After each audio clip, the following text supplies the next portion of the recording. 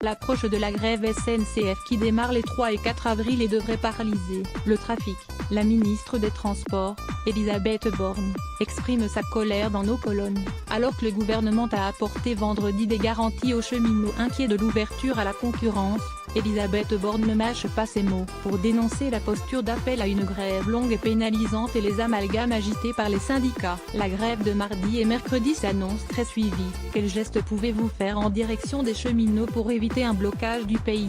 Elisabeth Borne, j'avais annoncé 2 mois de concertation. J'ai annoncé hier, vendredi, NDLR, une ouverture progressive à la concurrence qui tient compte de certaines des demandes faites par les organisations syndicales. Il nous reste 1 mois pour discuter sur l'organisation de la SNCF et la modernisation sociale du secteur ferroviaire avec l'arrêt du recrutement au statut des cheminots à une date à définir. Mais je le dis clairement, personne ne peut comprendre que les syndicats de cheminots engagent une grève longue et pénalisante alors que le gouvernement est dans le dialogue. Les syndicats réclament plus de garanties sur le sort des personnels si la SNCF, demain, perd des lignes TER ou TGV au profit du privé. Que leur répondez-vous ? Il s'agira d'une ouverture progressive, au rythme souhaité par les régions. Si la qualité de service est au rendez-vous, elles n'ont pas de raison de ne pas renouveler le contrat de la SNCF. Si la SNCF perd le contrat, les cheminots seront transférés au nouvel opérateur d'abord sur la base du volontariat. En outre, ils seront transférés avec l'essentiel des garanties du statut, garantie de l'emploi, régime de retraite et rémunération. Ce n'est pas rien.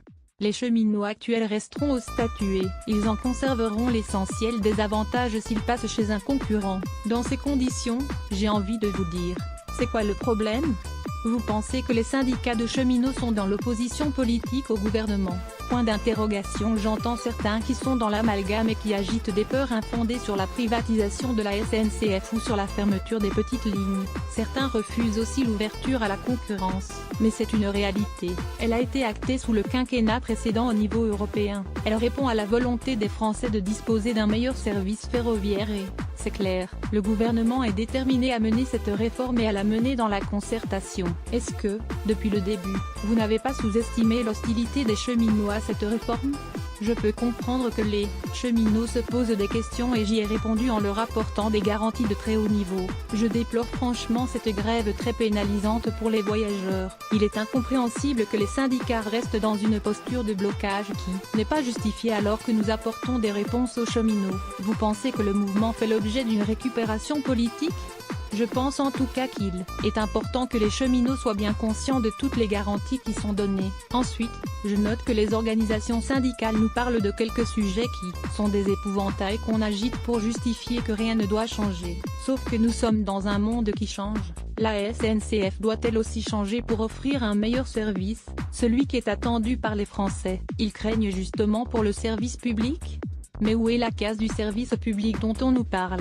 Point d'interrogation. Nous allons investir plus d'argent dans le réseau pour le remettre en état qu'on ne l'a jamais fait. Quand on voit les incidents à Montparnasse ou qu'on connaît l'organisation actuelle du système ferroviaire, avec des voies, des quais, des panneaux d'affichage gérés par des entités de la SNCF différentes, oui, je pense que cela se passera mieux avec une organisation plus unifiée, avec un responsable dans chaque gare. C'est cela la réforme.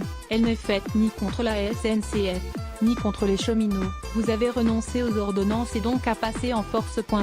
Il n'a jamais été question de passer en force. Je rappelle que nous ne sommes qu'à mi-chemin des concertations et que nous démarrons la semaine prochaine le débat parlementaire. Je n'ai renoncé à rien car, je l'ai annoncé dès le départ, à chaque fois que nous avançons dans la concertation, nous passons non pas par des ordonnances, mais par des amendements débattus au Parlement. Je le répète, rien ne justifie cette posture d'appel à une grève longue et pénalisante.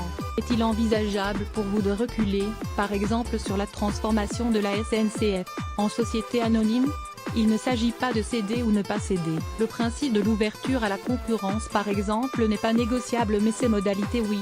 Et à partir du moment où j'ai mis sur la table des éléments propres à rassurer les cheminots, j'en appelle vraiment à la responsabilité des organisations syndicales. Je vois bien que certains cherchent l'amalgame et sont dans la revanche de l'élection présidentielle.